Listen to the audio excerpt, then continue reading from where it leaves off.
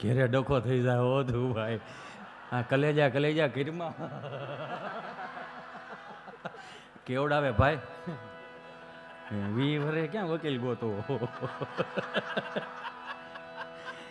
પણ આનંદ કરવો હોય ત્યારે હું કાયમિકને માટે કહું કે હસવું એ પોઝિટિવિટીનો સ્ત્રોત છે. દાંત કાઢવા એ પોઝિટિવિટીનો સ્ત્રોત છે. દાખલા તરીકે હું અહીં કલાક દોઢ કલાક મારી ક્ષમતા પ્રમાણે તમે સહન કરો એ ક્ષમતા પ્રમાણે હું અહીં બોલું અને કદાચ તમને કોઈ વાત યાદ રહી ગઈ હોય અને સવારે તમે સ્નાન કરતા હો, બ્રશ કરતા હો, ભાખરી ખાતા હો, ઝૂલે હિચકતા હો, ઓસરીની પાળે બેઠા હો અને મારા વિચારોમાં તમે ખોવાઈ જાઓ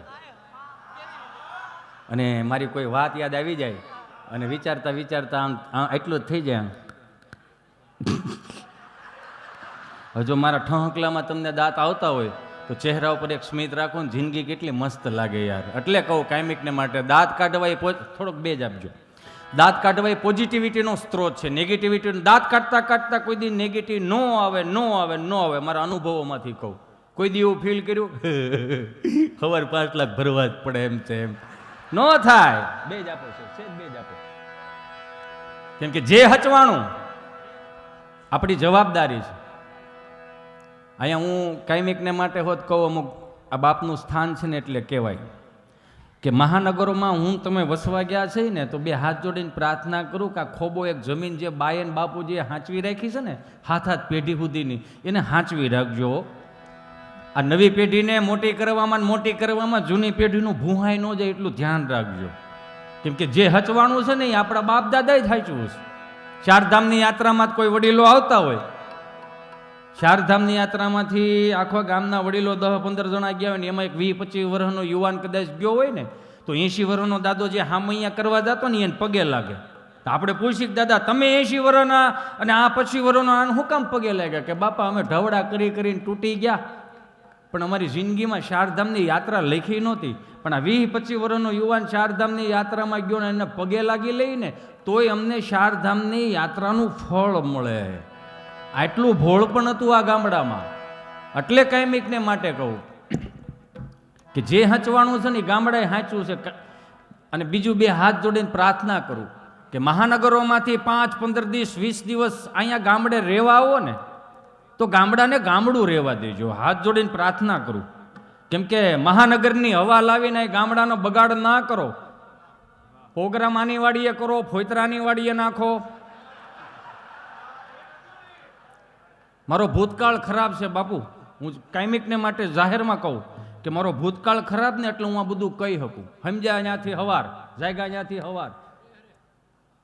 નકર ભાજપની સરકારમાં આળો દિવસે પાવર છે તોય રાત્રે શું કરતા છે આવડા. મારો રામ ભલું કરે. પણ જે હચવાનું એ વડીલોએ હચવાનું છે, હાચવું છે. પીવો વાંધો નહીં. ના અરે મારી બેન પી ને તમ તારે ચા. આ તો પ્રસાદી કહેવાય એકચ્યુઅલી. આ ટાઈમે પીતા હોય લેજો તમ તારે. ચાની વાત છે. પણ કેવા હામૈયા હતા, હાવ દેશી હામૈયાથી. હું કાયમિકને માટે કહું મનમાં એવો ફાંકો ન રાખો કે હિતેશ અંટાળા આવ્યો છે મજા બહુ કરાવે. ના મારા બાપ, હિતેશ અંટાળામાં મજા નથી. મજા તમારા હૃદયના ખૂણામાં પડી છે. જે 5 થી 2000ની નોટની સફરમાં ભૌતિક સુખમાં હું તમે અંજાઈ ગયા છે ને એમાં રીતિ રિવાજો પરંપરાઓ ભૂલી ગયા ને તાજું કરવા માટે હિતેશ અંટાળા આવ્યો. હિતેશ અંટાળામાં મજા જ નથી. એ તો જેથી 59ની ભાવની ત્રામલ નોટીમાં હરિદ્વારમાં ગડગડતો જવાનો છે. 3 દી લખશો ઓમ શાંતિ ઓમ શાંતિ. હવે આવે જ કહેજો ને.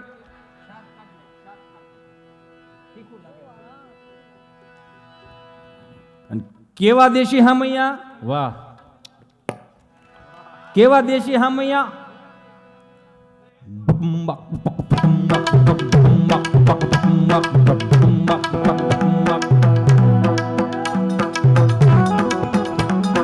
ફેરી વળાવી ગજ કરું ને ઘરે આવો ને.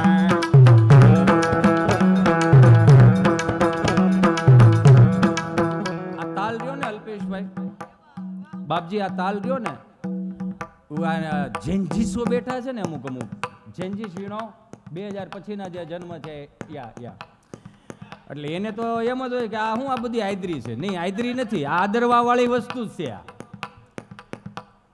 આ તાલ રહ્યો આપણા બાપનો તાલ છે. બહુ ભણી ગયેલો હોય ને કદાચ ન પણ ખબર પડતી હોય ને સંગીતમાં તો એક વખત તો તોલો આમ થઈ જાય હો. શું કામ? હા, આ કમરે બાંધીને જ્યારે 5-5 કિલોના અબીલ ગુલાલ ઉડતા હોય ને મોજના તોરા છૂટે. આવા સુંદર મજાના માયક નહોતા, આવા વાદકો નહોતા, હાવ દેશી હોય. ઉકા બાપા ને રામજી બાપા ને ભીમજી બાપા ને સગન હતા એને થાય શું હતું. આ તબલા 10 માળની બિલ્ડિંગમાં 2.5-3 કરોડનો બંગલો હોય. 1 મિનિટ ધીમે રાખી, હું તને અવસર આપું આગળ વગાડવાનો. 2 મિનિટ મને બોલવા દે. એની હરખ હોય ને. અમારો ભાઈ ઓમ દવે અને હાર્દિક, એમને એક વખત જોરદાર તાળીઓથી વધાવો. 2 જવાબદારીવાળા દીકરા છે અને સારું વગાડે છે. એટલે મને કીધું તો કે ભાઈ કઈ રીતનું? મેં કીધું અહીંયા ફરીદાબેનની ટીમ છે. મને કહેતો તો અમારો વારો નહીં આવે ને. મેં કીધું બેન બહુ દિલદાર છે. એ એવું જરૂરી નથી કે એ આમાં હું નવા છોકરા ને હેપતાઈ જાય, જેમ કે હું અત્યારે હેપતાઈ ગયો છું. આવતા વેત સીધો વધાવી લીધો મને. તો પછી આ તાલ 2 કરોડની બિલ્ડિંગમાં 5મે માળે વાગતો હોય ને કદાચ બાજુના ફ્લેટમાં કદાચ કોઈ 70 વર્ષના બા બીમાર હોય ને તો એની ઘેરેથી કોઈ કહેવા ન આવે કે આ હું ડખો સડાવ્યો છે, એવું ન કહે. પણ એની જગ્યાએ કોઈ ડીજે વાગતા હોય છે, હિન્દી ફિલ્મના ગીત વાગતા હોય છે તો તરત કે આ ડખો સડાવ્યો છે. આ એટલે આપણા બાપનો તાલ છે. આ સાંભળીએ તો મજા આવે. મજા શું કામ આવે? આપણા લોહીમાં પડ્યું છે, હૃદયમાં પડ્યું છે. પણ 400 રૂપિયાના ફિલ્મ વાળાના જે ગીતો રહ્યા ને એ મગજ કામ નથી કરવા દેતા. કેમ કે આ રહ્યું ને આપણા બાપનો તાલ એટલા માટે કહેવાય કે ભોળાનાથની પાસે ડમરુમાંથી મૃદંગ આવ્યું, મૃદંગમાંથી આ તબલા આવ્યા એટલે સાંભળવું ગમે. બળાવે ગજ કરુને ઘરે આવો ને કાઈ ફેરીએ પતરાવું ફૂલ વાલમો ઘરે આવો ને.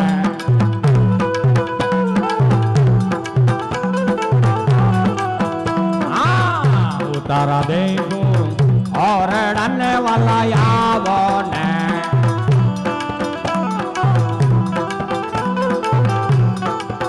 ये काई देखो मेरी ना मोल वाला घरे आવો ને. એટલે આવી રીતે ગાતા. એની પાસે વિચારવાનું કઈ આવડતું નહીં પણ ગાતા. હું કામ? ગળા ધોહરા જેવા હોય. 8-8, 9-9 લાડવા તમને કહું શાખવામાં ખાઈ જાય. એ પણોઠી વાળી હોય કેટલા ખાય હો. 500 માણાની જાન આવી હોય ને, ભાઈની ફરમાઈશ એટલે અમે સીધું ડાયરેક્ટ લીધું. 500 માણાની જાન આવી હોય 150 માણા વધી જાય ને તો પેલા ભારતીય બેઠકની પંગત હતી. નાય લોટકો યુવાન 5 હાથ પૂરો હોય ને આમ લાડવાની પિત્તળની ડોલ લઈને આવે ને થડીંગ લાડવા મૂકે જાય. અહીંયા વડીલોની પંગત બેઠી હોય ને એટલે અંદરો અંદર વાતો કરતા ઉકા દાદા ને રામજી દાદા ને ભીમજી બાપા ને બધાય. આ ઉકાભાઈ આ જુવાન કોણ છે? તો કે ફલાણા ભાઈનો દીકરો છે. હે, છોકરો લોટકો બહુ, જીવરો બહુ છે, કામઢો બહુ છે. હારું તો ફલાણા ભાઈની દીકરી આને ઘેરે દીધી હોય તો આમાં કે હા લ્યો તમારી નજર બહુ સારી હો બાપા, બહુ નજર સારી. હા દીકરી ન્યા જ દેવાય. સુખી કુટુંબ છે, સંસ્કારી કુટુંબ છે, ભજની કુટુંબ છે, ન્યા દીકરી દેવાય. હજી તો એક લાડવો ભાંગ્યો નથી તે બીજા લાડવાનું ગોઠવતા જાય. એટલે હળંગ રહેતું તો બાયોડેટાની જગ્યા જ નહોતી થતી. તે વાહે બરફી વાળો હોય કે ફલાણા ભાઈનો દીકરો છે આવડો તો કે હા છોકરો રૂપાળો બહુ લ્યો. આને ફલાણા ભાઈની દીકરીનો હાથ આના હાથમાં આપ્યો હોય તો ત્યાં ત્રીજા દાદા બોલે એ ઠેકાણું તો સારું છે, 100 વીઘા જમીને છે, છોકરો સુરત હીરાય ગહે છે, 8-10 હજારનું કામ 8-10 હજારનું કામ કરે. હા છોકરો 8-10 હજારનું કામ કરે પણ છોકરાને ભાઈઓ દાદા કેટલા ભાઈઓ? કે 8 ભાઈઓ. તો કે આ કેટલામો નંબર? તો કે વસ્તેરો. તો જેને વાત કરી ની શું કે ખબર? તો દીકરીને દેરિયા જેઠિયા વધારે થાય હો. ત્યાંથી ચોથા દાદા બોલ્યા મારી ઘરે માતાજીના મઠમાં જૂની તલવાર પડી છે, તમ તાર મારી ઘેરેથી તલવાર લઈ જઈજો અને ભાઈ તમને પોહાય એટલે દેરિયા જેઠિયા રાખજો પણ દીકરી ન્યા જ દેજો. આ વડીલો સટકવા ન દે. તમે સમજો આખી વાતને સટકવા ન દે. અન કદાચ કોઈક જુવાન આવીને કે ભીખા હતા, હા લાડવા ઘટે એમ છે, લાડવો થોડો ઘટે, લાય ડોલ લાયા. 5 હાથ પૂરા, ડાલા મથું માથું, પૂળો પૂળો તમને કહું મૂછું ને માથે પાઘડી, અને હાથમાં ડોલ લે તો ડોલ આવડી લાગે, એ કેવડાય છે. અને પંગેથમાં નીકળે ને લાડવા ઘટવા ન દે એવા હો, આમ પંગેથમાં નીકળે ને તો ઊભા ઊભા પૂછતા દે, મૂકું એક લાડવો મૂકું તને, તારે ખાવો જ લાડવો? તે અડધા બીન ના ના મારે અડધો હતો આ ભાઈ ના આપી દીધો, હું ક્યાં ખાવ લાડવો? આ હોમાં હોહરવા નીકળી જાય, આ કહેવતો આપણા બાપે પાડી છે, એટલે કેવું પડે ઉતારા દેશો ઓરડાને વાલા આવો ને કાઈ દેશો મેડી નામ વાલા ઘરે આવો ને.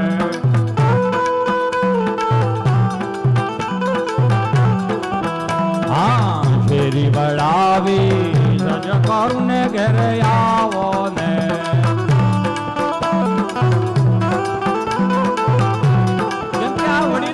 ઘડતર કર્યું છે આ મોટિવેશન સ્પીકર ની બધું હમણાં આવ્યું, પેલા નહોતું. હુકામે?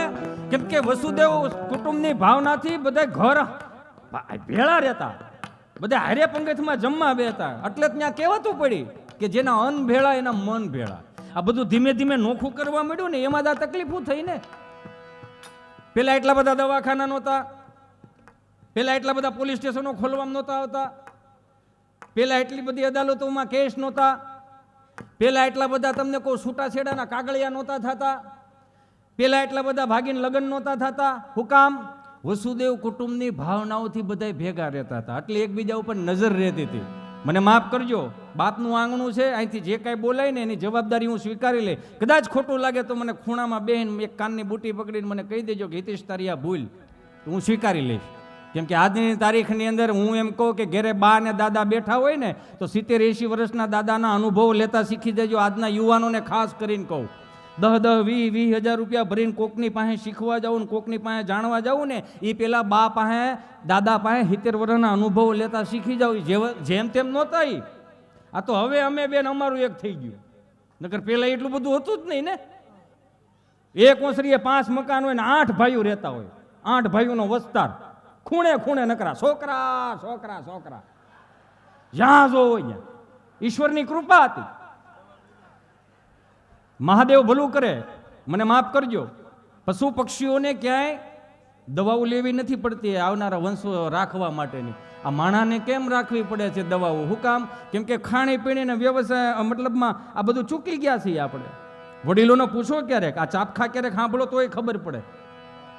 એક હિન્દુના દીકરા તરીકે હું તમને કાયમિક કહું, આ મુસ્લિમની દીકરી છે છતાં હિન્દુઓના ગીત ગાય છે. આનાથી મોટું પ્રાઉડ ફીલ શું કરવું આપણે? જોવો તો ખરા યાર, એને જરાય અંદરથી સંકોચ નથી થતો. આપણને કોઈનો કાંઈ વાંધો નથી, આપણને આપણા જ નડે છે. કપાળે ચાંદલો કરીને નીકળો ને તો 4-5 કળતરું ઓટલે બેઠી હોય, ઠીકે હા લે એવા. પાછા શું કે ખબર? લે હા ભક્તિ સમરા કાઢી ગઈ લાગે છે. તો તમારા બાપુજીને કહેજો દાંતળા લઈને લણી જાય, પોહે એટલી રાખજો. વધારે મોટો સાંડલો કરો તોય વાંધો, ભગતરાવ દીકરો થઈ ગયો લાગો, તો તમે નુગરાન દીકરા હતા તમે કરો ને, વાંધો હું જાવું નથી ને જાવાય નથી દેવા. મોટી મોટી કથાઓ થાય, મૂર્તિ પ્રતિષ્ઠાઓ થાય, મંદિરના જ્યારે બાંધકામો થાય ત્યાં અમુક કળતરું પાછું કોમેન્ટ હોત કરે. શિક્ષણમાં જરૂર છે ત્યાં આપો ને, પણ તે કેટલાને આપ્યા?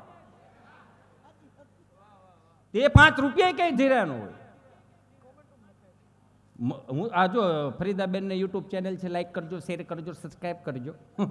મારે પણ યુટ્યુબ ચેનલ છે, લાઈક કરજો, શેર કરજો, સબસ્ક્રાઈબ કરજો, પણ કોમેન્ટો સારી કરજો. કોમેન્ટ માટમાં અટવાવશો, જરૂરી નથી હિત્યો અંટાળો બધાને ગમે, નોય ગમે ભાઈ. મેં થોડો ઠેકો લીધો અને આ નો હાલે તોય કાંઈ નહીં. બાપુજીને 70 વીઘા જમીન છે, ખેડીને ખાવું. હા કાંડા ક્યાં ભાંગી ગયા? હો, જેને કામ કરવું હોય ને એને કાંઈ નડતું જ નથી. હમણાં એક દાદા બરોબર આપણે સુધરીને ઢેફું થઈ ગયા, એ તો જોવો કેટલા સુધરીને ઢેફું થઈ ગયા. પેલા ડેલીની ઉપર લખતા હતા અતિથિ દેવો ભવ, સંસ્કૃતનો શબ્દ કાઢ નાખો, હિન્દીમાં લાવ્યા સુસ્વાગતમ કાઢ નાખ્યું, ગુજરાતીમાં લાવ્યા ભલે પધાર્યા કાઢ નાખ્યું, હવે અંગ્રેજીમાં લખવા માંડ્યા યુ આર વેલકમ.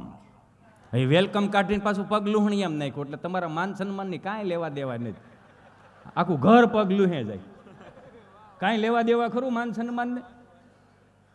હવે કાઢી નાખ્યું ને હવે દિલ્હી કે બાર બંગલે લખવા માંડ્યા ગુજરાતી સાવધાન. તાળી હેડ હુજેની અંદર રહેતું કોણ છે આમાં? એક સમય એવો હતો કે ડેલીના ખાનામાં દાદા બેહતા, ડેલીએ બેસતા દાદા હું કામ કૂતરા અંદર ન આવે. હવે ફેરવી નાખ્યું કૂતરા રાખે હું કામ માણા અંદર ન આવે. અમારે હવે દેશી નળિયાના મકાન ને એટલે આમ મોભારા હોય ને એનો પડછાયો પડે, દોઢક વાગે ને એટલે દાદા ત્યાં રોહડાના છાંયે હુતા હશે, દોઢક વાગ્યા છે. તે કૂતરું બિચારું આમ ડેલીને ગળકીને આવ્યું. હો દાંત હું કાઢો છો? તમને દાંત કઢાવવા મારે કૂતરા જેવું થવાનું?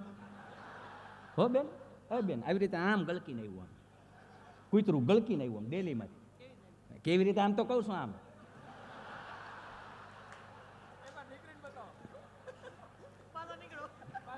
આમ કરીને આવ્યું ને એટલે હુંતું રોહડા બાજુ ગયું.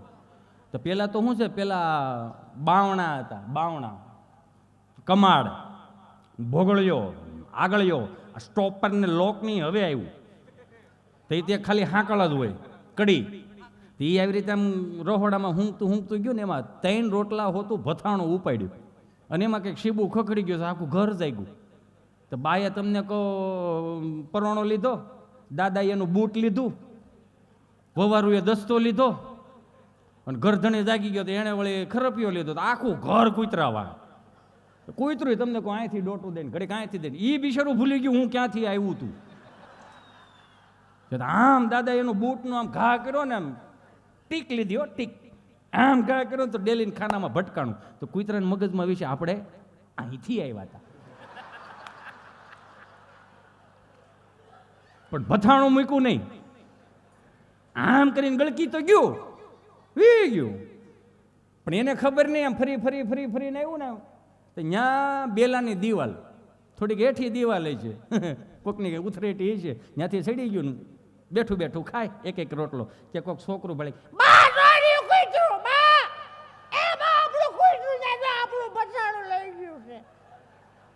તો બા શું કે કાંઈ વાંધો નહીં, ભલે રોટલા ખાય છે ને આપણા રોટલા ખાય છે, એની આતડી ઠરશે, એની ભૂખ મટશે તો કૂતરું આપણને આશીર્વાદ દે.